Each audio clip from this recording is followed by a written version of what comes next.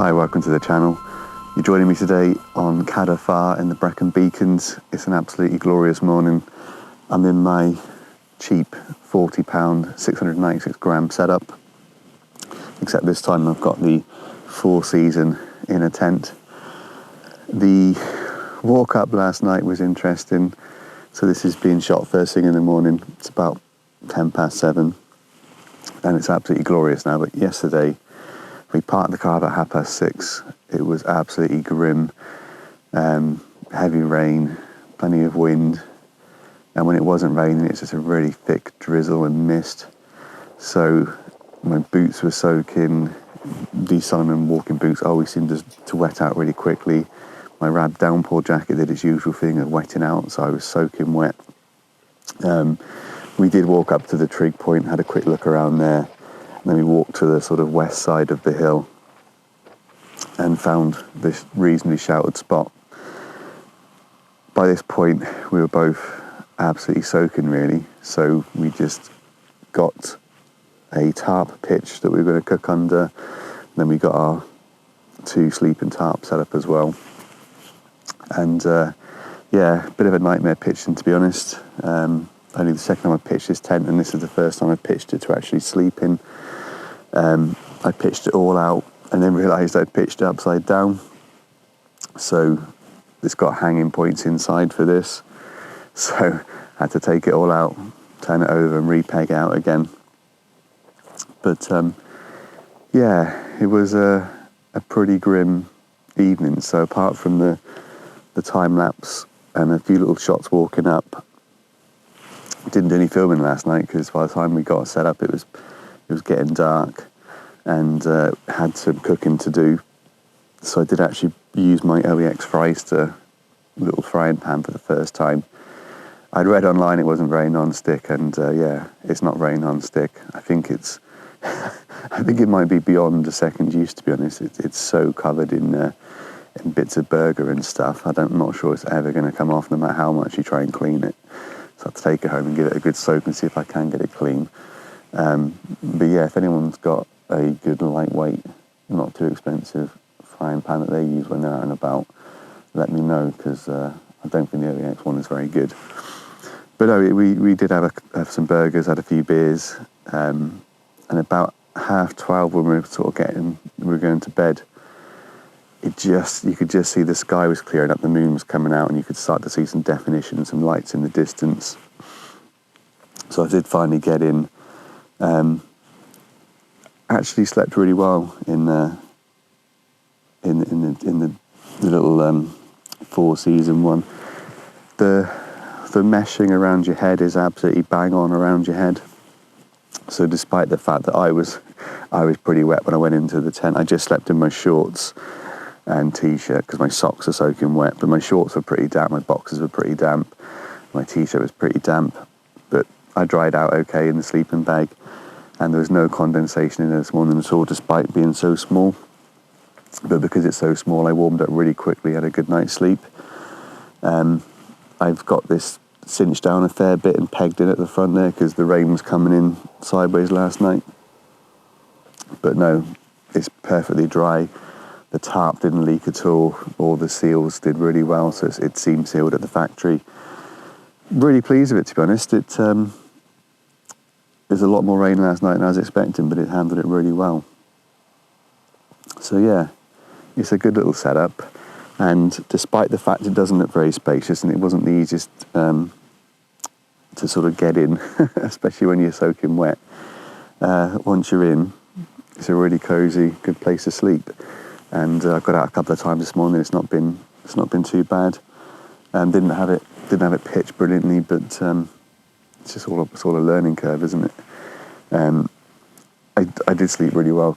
I was really thinking I should have bought a tent last night because of the conditions, but it was forecast to clear up like it is now. I think if I was waking up with it still being mist, fog and rain, I wouldn't be quite so cheerful about sleeping in that, to be honest. But waking up with the views, and it's got a solid inner, but because it's so low down, by the time you've got your sleep mat and the sleep pillow on there, your head is quite naturally sort of not too far from Looking Out for here anyway, so you still do get good views even with the 4 season in her. So it's definitely a good little purchase. That I think it is going to be quite usable. But I would recommend, if you are going to sleep in it, it's obviously mid-August now, things are starting to get a little bit colder overnight, is to bring a hat, because that mesh is really effective ventilation for your head. So I did wake up at one point, my head was quite cold, so I had to try and cinch into the sleeping bag as much as possible because I didn't have a hat with me. But no, really, really good piece of kit, really pleased with it. Saved so much weight, I was able to carry camping chairs and God knows what else up here last night. Dave's still asleep, so I am trying to dry up as much of the gear as possible so I can start packing away. Anyway, hopefully there's enough kind of footage to salvage a short video out of this, because yeah, it was interesting using it in these conditions, and it's interesting to camp in different conditions as well. So people probably think it's slightly insane to go out on a night like last night, walk up a hill, get soaking wet, and then sit under a tarp for 2 to 3 hours cooking burgers on a dodgy pan, and having a few beers with absolutely zero views. But no, it's nice to be sat under a tarp when it's raining. And the Nordis one did pretty well, to be honest. It didn't leak. I've not seam sealed it or anything, but yeah, kept us dry. It was quite mild last night until it cleared up, and then when it did clear out, it got a bit cooler. I'm only in my OEX EV200 bag, and that kept me warm enough. But my mate was pretty cold in his bivvy and sleeping bag setup. But yeah, I'll probably show you around that in a bit as well.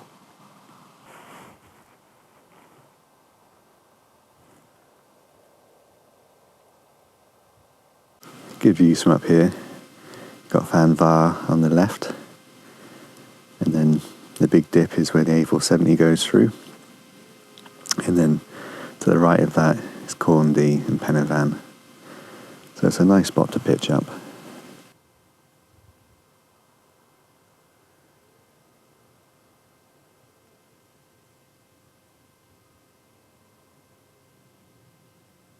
It's such a beautiful still morning. We're going to risk doing a little bit of audio on this little camera, because there's not much wind around.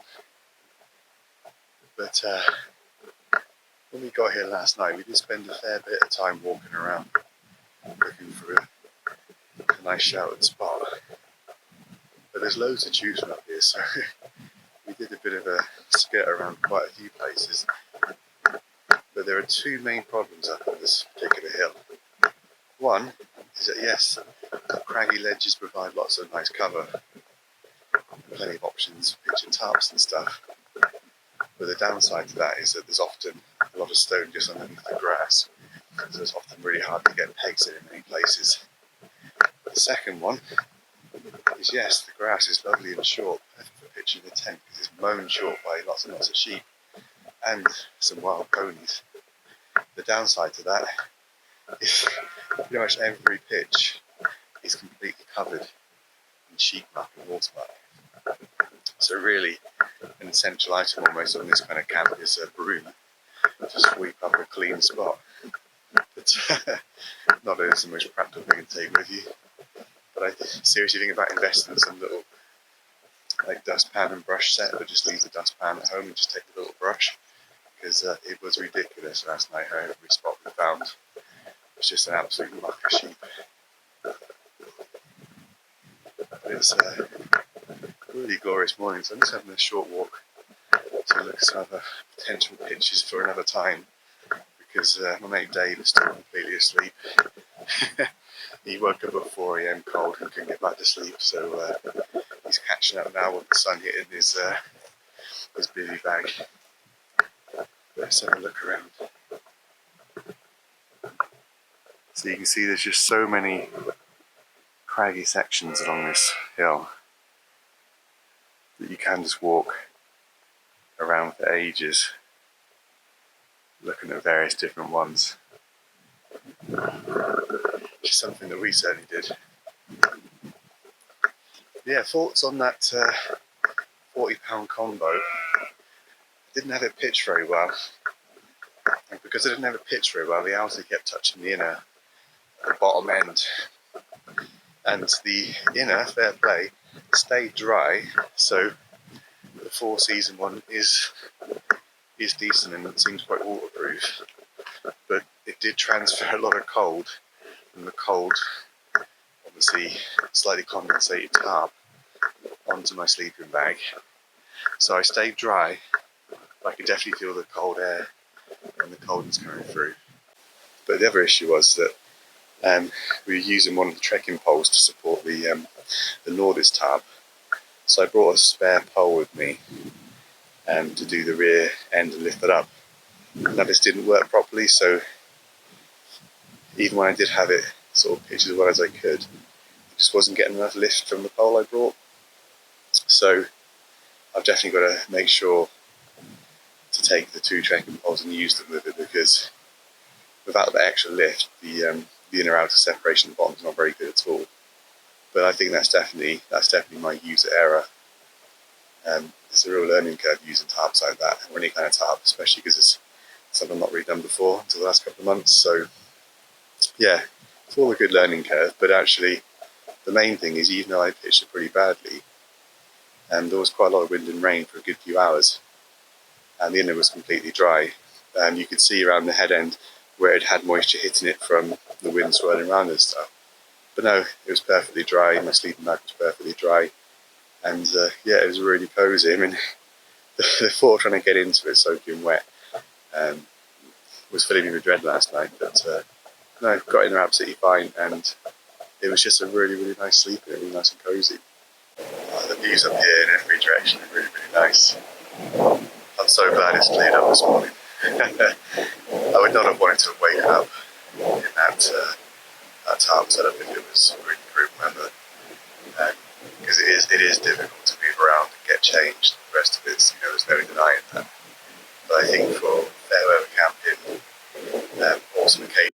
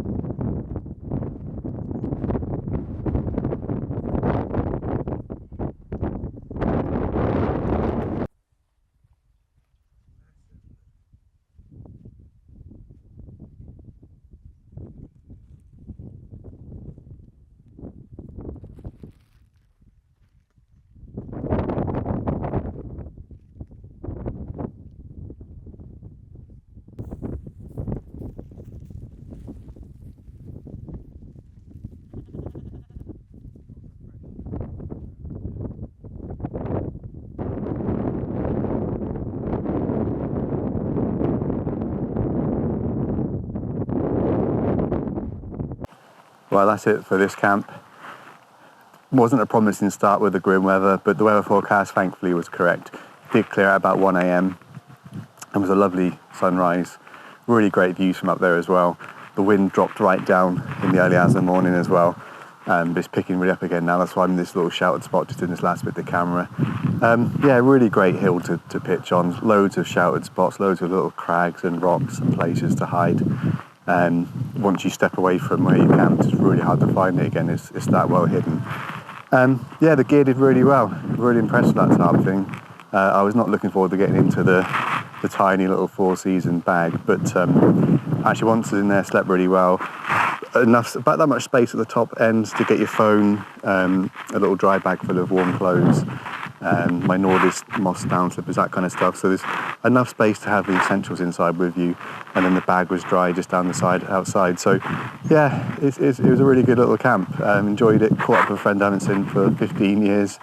He saw me on YouTube, dropped me a message, said he wanted to come out for a camp, so we did. Really glad we did it in the bad weather as well, actually. We sat down, cooked a few burgers, some sausages. Didn't have any kind of views, but it was great sitting there in the dark, having a chill out. And then this morning, waking up first thing with the tarps looking out over, and suddenly all the views, all of the landscape revealed. It was really nice, so especially for someone who's not been up it before. So yeah, hope you've enjoyed the video. If you've made it this far, thank you very much. Do drop the video a like if you've enjoyed it. It really helps to build the channel. And if you're not already subscribed, do hit the subscribe button so we can push our way forward to 4,000 subscribers. That'd be really amazing. So yeah, hope you've enjoyed it. Hope you've enjoyed a bit of the scenery and stuff. And yep, I'll catch you in the next one. Thank you.